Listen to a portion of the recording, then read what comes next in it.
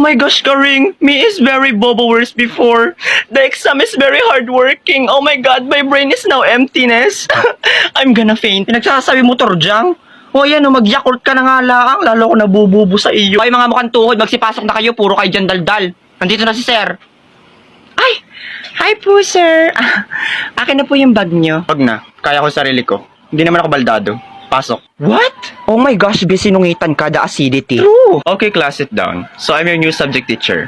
So, for today's activity, you will have a free test. So, please, Borloloy, distribute the paper to your classmate. Hala, exam na naman.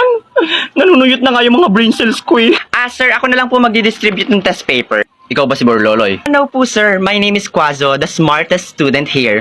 Ang bagal-bagal po kasi ni Borloloy, pinaglihi po kasi yan sa pilay na bayo ko. Tsaka baka di niya po nag-gets yung sinabi niyo kasi English yon. Hindi nagsising sa utak niya. Masyado kasi siyang bobo para makaintindi. Diba? Halabi, sinisiraan ka kay sir.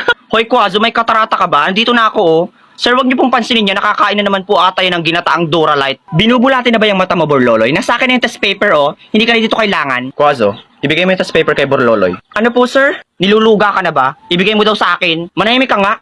Ay, sir, okay lang po talaga. I volunteer naman po eh. Ay, ang kulit. Teka, ikaw siguro yung bida-bida ng klase, no? Alam mo, gawain ko yan dati. Sip-sip din ako sa teacher ko. Pero alam mo kung ano ginawa niya sa akin?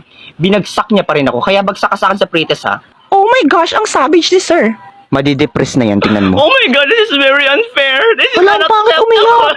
Hoy, mamaya ka mag-walkout dyan. Para kang bubo. Akin yung test paper. I-distribute ko pa yan. Pabibo ka pa kasi ay. O, yan, deserve.